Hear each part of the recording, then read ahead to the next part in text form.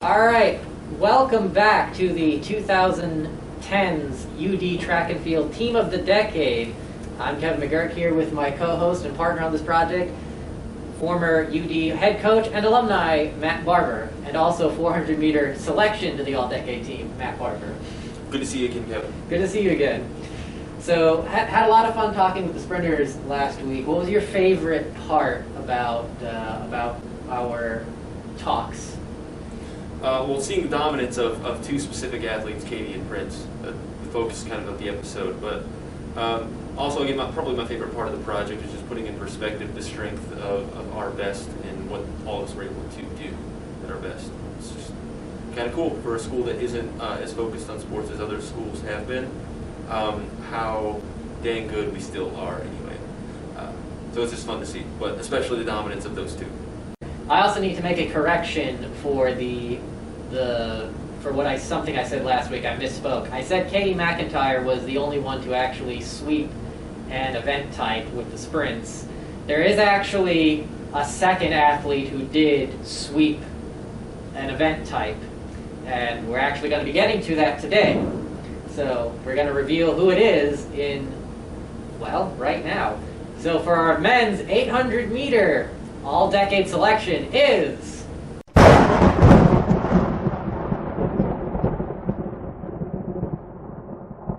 Greg Pivarunas, the 800-meter selection for the men's track and field team.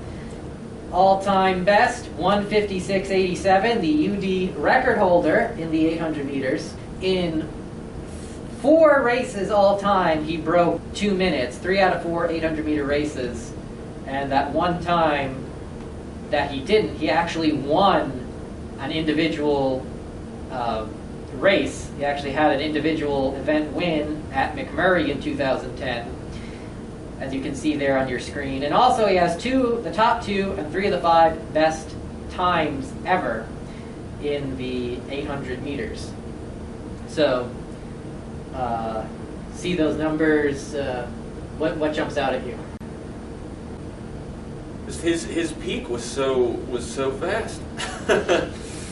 He was a very good cross country runner, very good track runner. But when he peaked senior year, I was a freshman. He was my senior captain. Man, he really sped up for the competition. And we do have some more information on Greg, but that's going to be revealed a little bit later, as it's information that also coincides with another selectee on this list in the long distance. So we'll have that graphic up when we get to our next segment. So, as we look at our theoretical data, again a reminder, this is the PR of each athlete in their event that they've been selected for. If they were to always run that time at the SCAC Championships, how would they do? And this is how Greg would do at the SCAC Championships. His time of 1:56.87 wins the conference 13 out of 28 years, 3 out of 10 in the decade.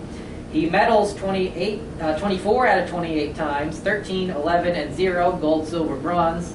In the decade, 3, 5, and 0, gold, silver, bronze, with a 5th place and a 7th. Doesn't quite score every time, just misses 1 year in the decade. 7.2 point average. His average score, median, and most frequent results, second, 8 points per second place.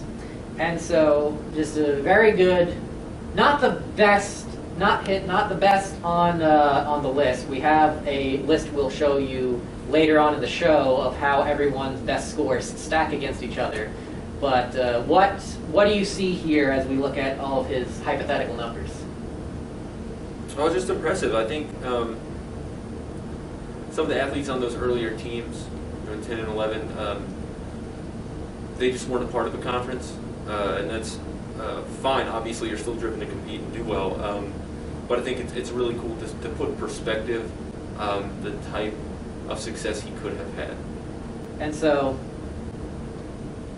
as we take a look at the 800 meters, just an interesting factoid. One of 4 athletes on this team that didn't get to compete in SCAC. It's as we can see, it would have been not overly dominant, but very good. And it's just, we have some people on the wall in the gym. I think it's fair to say that he probably would have gotten there at least once. Statistically, he gets there probably multiple times, but at least once. So it's a shame for Greg's sake that he didn't get the chance. Hey, he still got the record, and I know that was his goal. All right, well, we're now actually going to move on to one of the other 4 athletes who didn't make it in the SCAC, who did not compete in the SCAC, but are on this team. And that is our women's 800-meter selection, and that is...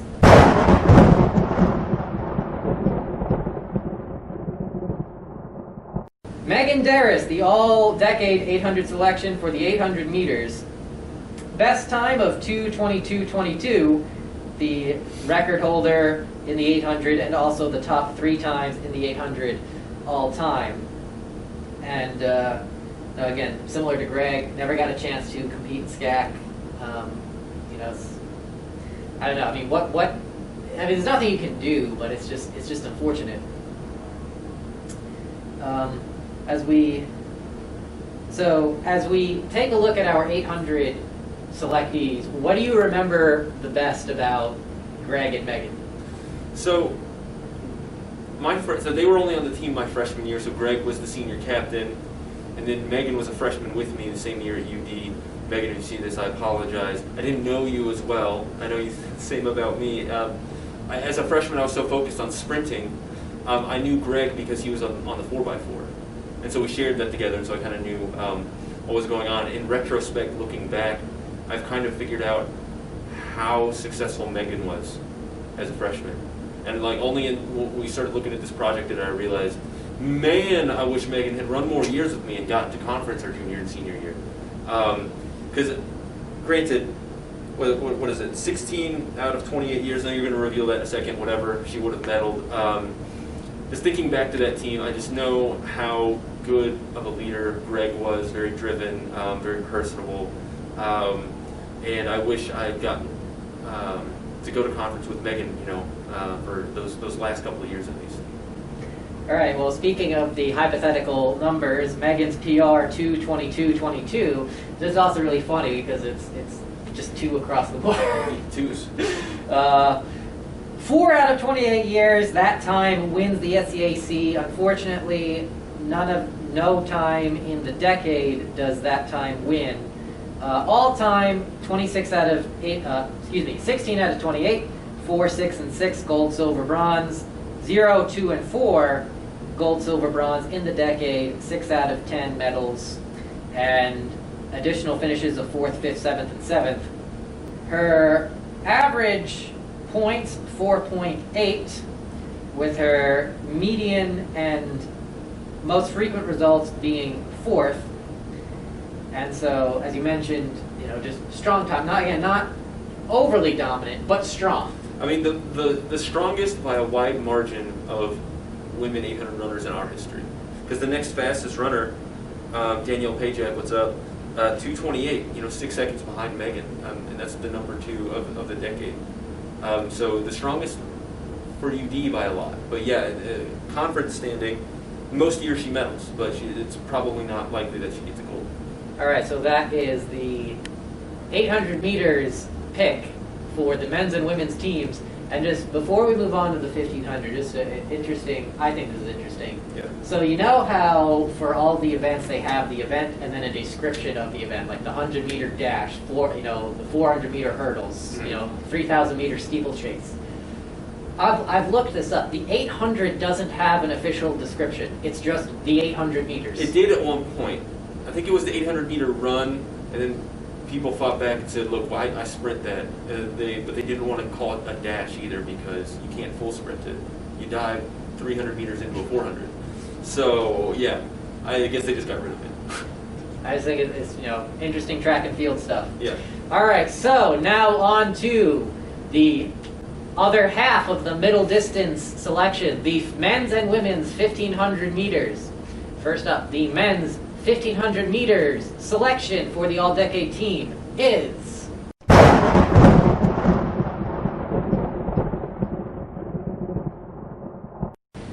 And it's Greg Pivarunas again. So Greg Pivarunas, the clean sweeper in the middle distance events.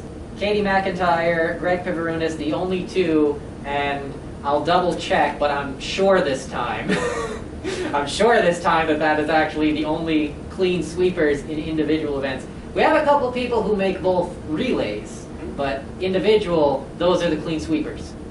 As we take a look at Greg's accomplishments in the 1500 meters, he has the 1500 meter record at 3 minutes 58 seconds and 60.69 tenths of a second. 1500 meter record holder. He has one individual event win.